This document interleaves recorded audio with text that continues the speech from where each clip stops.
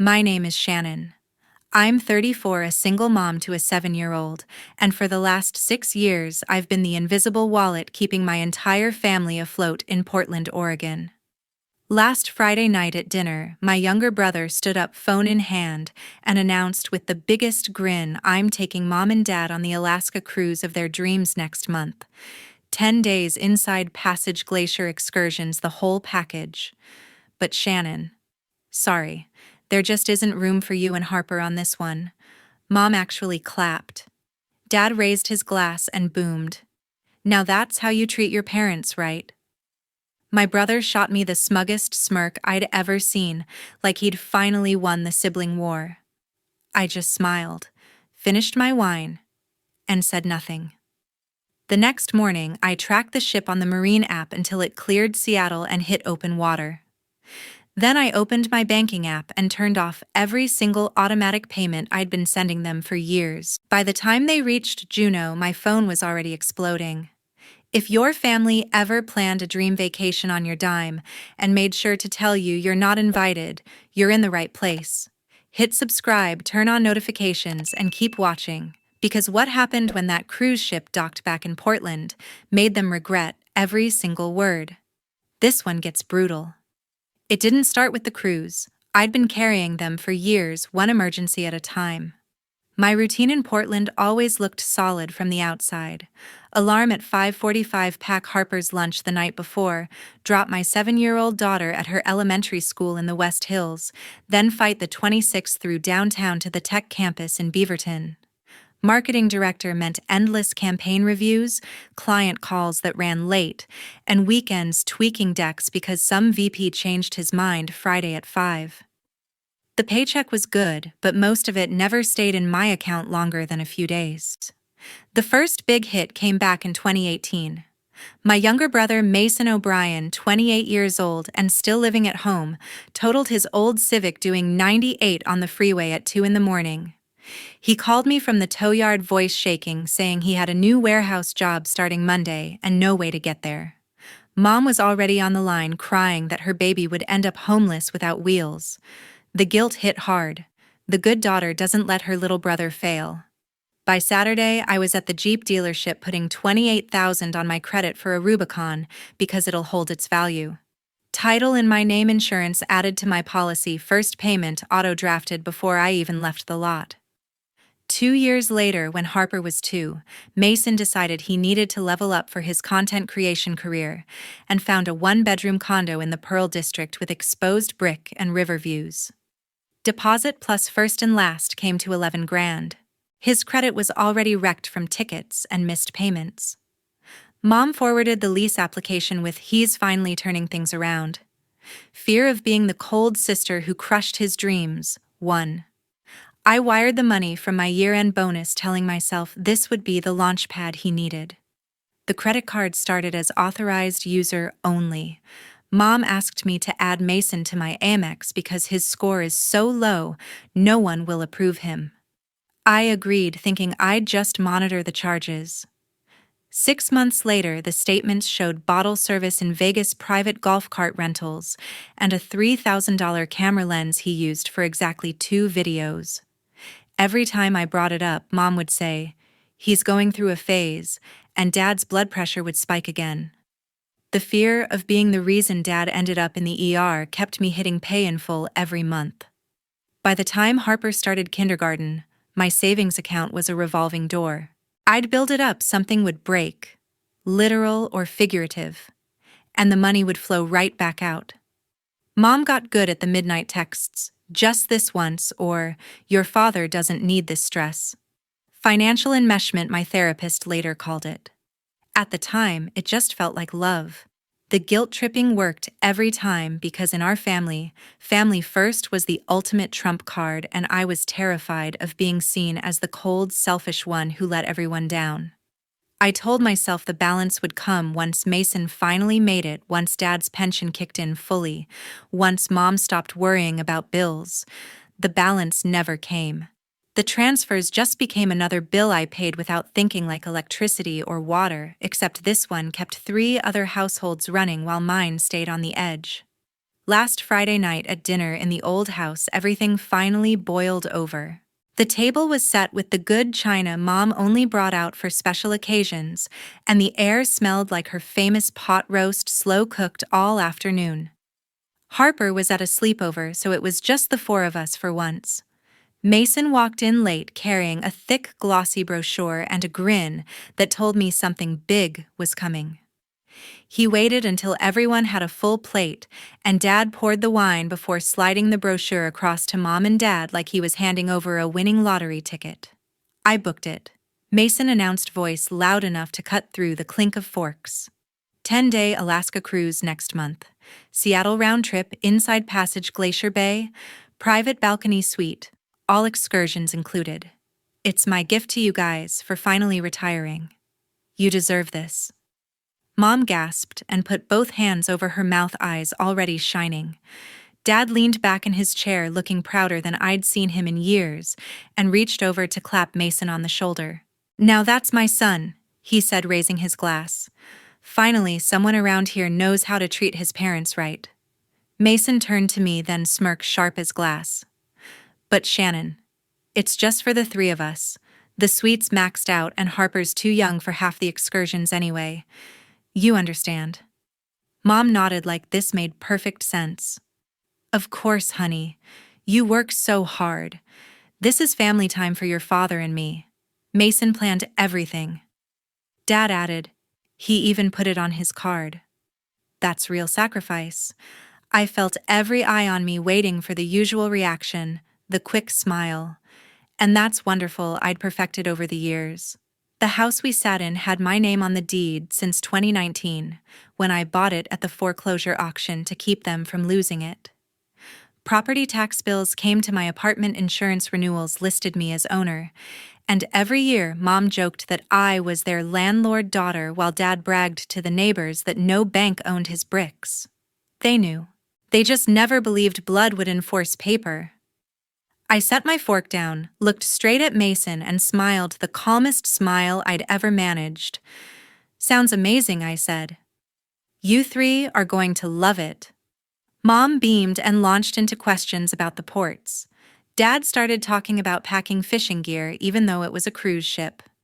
Mason leaned back satisfied like he'd just drawn the final line in the sand and I'd stepped over it without a fight. I finished my meal, helped clear the plates out of habit, and hugged them goodbye in the driveway under the porch light. Mason reminded me one last time to be happy for them as he walked to his Jeep, the one still titled in my name with insurance I paid. I waved until the door closed, got in my car, and drove home through the quiet Portland streets with the radio off. When I pulled into my garage, I opened the banking app and started removing every payment that wasn't mine to make anymore. One by one until the recurring list was empty. Saturday morning, right after the ship left Seattle, I was making pancakes for Harper when the first call came through on the cruise line's Wi-Fi package they'd bragged about buying the day before boarding. Mason's name popped up on FaceTime, the background a blurry balcony with ocean behind him. He looked like he hadn't slept. Shannon, the card just got declined at the spa desk, he hissed, keeping his voice low like someone might overhear. They're holding my reservation for the Glacier helicopter tour. Fix it right now. Before I could answer, Mom grabbed the phone. She was in the same cabin wrapped in a robe with the cruise logo, hair still wet from the pool. Honey, the onboard account is frozen, she whispered, eyes darting toward the door. We can't even buy a bottle of water. Your father is pacing. His blood pressure. She turned the camera to Dad standing by the sliding door, arms crossed, staring at the wake like it had personally offended him. I muted myself and let them talk. Mason came back on louder now. I'm on the Lido deck and the bartender just cut me off. Everyone heard. My friends are filming this. In the background, I caught snippets of laughter and someone yelling free cruise for Mason. He flipped the camera to show three college buddies holding up their phones recording his meltdown for stories later. They'd sprung for the premium Wi-Fi package, $25 a day per device, plus the ship-to-shore calling add-on at $7.99 a minute because we might need to check in with work. By noon, Portland time, they'd already racked up almost $400 in connection fees, alone calling me from every port stop the ship made, even when they were still in cell range. Every declined charge pinged the onboard account, and the pursuer's desk started leaving notes under the cabin door. Dad got on next from the customer service line that snaked down the promenade deck. "They're threatening to put a hold on our key cards," he growled, voice echoing off metal walls. "No dining room, no shows, no getting off at Juneau tomorrow. You want your parents trapped on a boat with no food?" People in line behind him shifted uncomfortably. Someone muttered family drama loud enough for the microphone to catch. Mom tried the soft approach from the buffet, holding the phone low so no one saw her crying into her salad. "The captain's dinner is tonight. Mason invited the whole group from the hot tub. If we can't charge to the room, they'll know something's wrong." She zoomed in on the formal night invitation with the little gold seal like that would change anything. By the time the ship reached Ketchikan that afternoon, the onboard charges for calls alone had climbed past $800. Mason sent a string of texts through the cruise app, the only thing still working because it was prepaid. "You're ruining the one thing I did for Mom and Dad. I look like a deadbeat in front of 20 people. This is why nobody likes you." The final blow came from the pursuer's desk itself. An official email forwarded by Mom with the subject "Account Delinquency. Immediate action required." The balance showed $1,400 in communication fees and counting, plus all future onboard spending blocked until settled. The note ended with guests with delinquent accounts may be asked to disembark at the next port of call. I read it while Harper colored at the kitchen table, her little tongue sticking out in concentration. The ship was somewhere between islands, no land in sight, no quick way home. I closed the email, turned my phone face down, and helped Harper pick the next crayon. The first month back home was pure chaos. We're an Irish Catholic family that grew up in the conservative suburbs west of Portland, where family over everything wasn't just a saying, it was the 11th commandment. Guilt was the currency Mom and Dad had always used best, the kind that came wrapped in Sunday Mass and what would the neighbors think. When the cruise turned into a financial disaster, they weaponized every bit of it. Mom started with the church ladies. By the second Sunday, she was telling the coffee and donuts crowd after Mass that her own daughter had abandoned them on the trip of a lifetime. Word spread through the parish WhatsApp group faster than wildfire season. Old family friends I hadn't spoken to in 15 years sent me Facebook messages with praying hands, and "I'm so sorry your parents are hurting." One woman I barely remembered from youth group even mailed a Mass card for family healing. Mason took the public route. He posted a 30-second TikTok from the motel parking lot they were already scouting, hoodie up, voice cracking on purpose. "POV, your sister makes 6 figures but lets your parents come home from vacation to eviction notices." The video hit 200,000 views in 48 hours. Comments called me every name in the book, most from strangers who had no idea I'd been paying their bills since 2018. He tagged my work handle in the caption, so my LinkedIn started getting random thoughts and prayers from clients who saw it. Dad tried the old school approach. He called my boss's direct line. He still had the number from the company picnic years ago, and left a voicemail about a personal family emergency that needed my immediate attention. HR flagged it the same day. My manager pulled me into a meeting to ask if everything was okay at home. I told her it was handled and changed my emergency contact to my neighbor. I filed the harassment report online that night from the couch, while Harper did homework at the kitchen table. 10 minutes, case number issued, copy emailed to HR just in case. Mom sent the final guilt bomb through the mail, an actual letter in her perfect Catholic school cursive forwarded from my old address. 3 pages about how Jesus forgave from the cross and how I was tearing the family apart over a silly vacation. She ended with, "We raised you better than this." I read it once, folded it into the recycling, and blocked the last burner number she'd used. The noise finally died down when even the church ladies stopped asking questions. Portland's gossip cycle is fast, and news scandals replaced ours. The quiet that settled in afterward wasn't empty. It was peace. They still had one thing they thought was untouchable. The house on Southwest Cedar Hills Boulevard had been in the family since Dad built it in 1992. Red brick ranch with the big maple out front, and the detached garage he always meant to finish. By early 2019, the recession hangover medical bills and Mason's endless small emergencies had pushed them 3 months behind on the mortgage. The bank scheduled the foreclosure auction for June. I was the only one with steady income and decent credit, so I stepped in, paid the arrears, and bought the place outright at the sale for what they were owed. Title transferred to my name alone that August. Mom and Dad signed every page acknowledging they were staying rent-free until they got back on their feet. They knew the deed said Shannon O'Brien in bold letters. Property tax notices came to my apartment every year. Insurance renewals listed me as owner, and when the roof needed replacing, I wrote the check for $23,000 without asking for a dime back. They just never believed blood would actually enforce paper.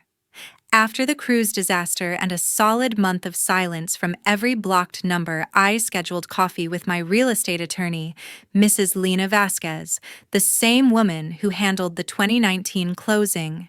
We met at her office in the Pearl, spread the original documents across the table, and laid it out plain. No lease, no rent paid in 6 years, month to month, at sufferance under Oregon law. 60 days written notice, then formal eviction if needed. Cash for keys felt cleaner, $5,000 wired the day they handed over the keys, zero if the sheriff did it. Mrs. Vasquez drafted the notice that afternoon. Thick envelope, firm letterhead, certified mail with return receipt. Inside was a copy of the 2019 deed, with my name highlighted, the signed acknowledgement from Mom and Dad that they were living there temporarily at my discretion, and the cash for keys offer spelled out line by line. The final paragraph read, "This property will be listed for sale on day 61 unless vacated sooner." The green receipt card came back 4 days later, Mom's signature shaky but legible.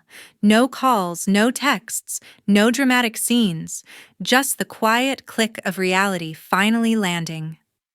I gave them the full 60 days plus 9 extra because the moving company had a cancellation. On the final Saturday, Mrs. Vasquez met me at the house with a locksmith and 2 guys from a junk hauling service. The place looked smaller than memory. Mason's old gaming posters still peeled from the basement walls. Mom's collection of porcelain angels lined the shelves. Dad's recliner faced the same corner of the living room. A single manila envelope sat on the kitchen counter addressed to Harper in Mom's handwriting. I left it where it was. We changed the locks, donated what little was worth saving, and filled a dumpster with the rest. I stood in the empty living room one last time, listening to my footsteps echo off bare walls, and felt the final cord snap. The house sold 8 days later to a couple relocating from California. Cash offer, no contingencies, closed in 3 weeks. The money hit my account the same day I paid off Harper's speech therapy for the year. Some doors have to stay closed forever. That one did. 8 months later, I drove past the old neighborhood for the first time. The house was gone from my daily route the day the new owners took possession, but that Saturday, Harper had a friend's birthday party in the same zip code, and muscle memory took over at the light on Cedar Hills Boulevard. The red brick ranch looked freshly painted, new garage door gleaming white, a minivan in the driveway with car seats visible through the back window. Someone had planted tulips along the walk. I slowed just long enough to see the sold sign still leaning in the yard, with a bright red sticker across it, then kept driving. Mom and Dad lasted exactly 11 days in the extended stay motel off Canyon Road before the manager changed the locks for non-payment. They moved everything they still owned into a single-wide trailer on a lot outside Hillsboro, the kind of place where the rent is $300 cash every Friday, and the propane tank runs out if you take too long in the shower.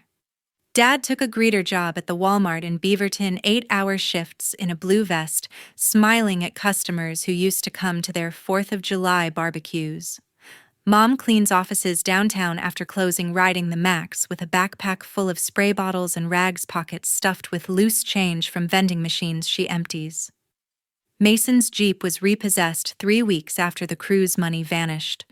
The tow truck came at 4 in the morning while he was still asleep. He woke up to an empty spot and a notice taped to the trailer door. He started picking up night shifts at a 24-hour diner off Cornell Road. Black non-slip shoes, wrinkled white shirt, coming home smelling like fryer oil and coffee that sat too long on the burner. Tips barely covered gas. When sports betting went fully legal in Oregon at the beginning of 2022, DraftKings and FanDuel apps became his new escape. At first, it was 20 here, 50 there on parlays that couldn't lose. Then live bets during games chasing losses until the screen went red. $48,000 gone in 9 months' money he never had to begin with, borrowed from cash advance apps that charged 30% interest. Collectors started calling the trailer at all hours. He pawned his gaming laptop, mom's good cookware, even the spare propane tank. When there was nothing left, he just sat in the dark, refreshing the apps, whispering one more like it was a prayer that might still be answered. I got promoted to director 6 weeks after the house closed. The corner office came with a view of Mount Hood on clear days and a salary that finally let me stop looking at price tags. Harper switched to the charter school in the Pearl with the STEM labs and the garden on the roof. She made the select soccer team and spends weekends at tournaments in Bend or Tacoma cleats, muddy and ponytail swinging. We signed her up for art classes at the community center because she said she wanted to make things that last. Some nights we cook recipes I bookmarked years ago but never had time for, just the two of us at the table with music playing low. Therapy is still weekly. The guilt comes in smaller waves now, easier to ride out. I changed my number again, scrubbed every trace of them from every account, and deleted the storage photos from the cloud. The trailer park address showed up once on a people search site. I paid the $5 to remove it and never looked again. People ask if I miss them. The answer is simple. I miss the idea of them, the parents who would have celebrated my promotion, instead of asking what was in it for Mason the brother, who might have called to say congrats instead of, how can this help me? But those people never existed. What I have now is peace, the kind that doesn't come with strings or midnight transfers. Some doors once closed stay closed. That's not cruelty. That's clarity. If you've ever been the family bank, the one everyone took from until there was nothing left to give, know this: choosing yourself isn't selfish. It's the only way to survive. Thank you for staying with me until the end. If this story hit home, drop a comment and tell me where your line was. Your words might give someone else the courage they need today. See you in the next one.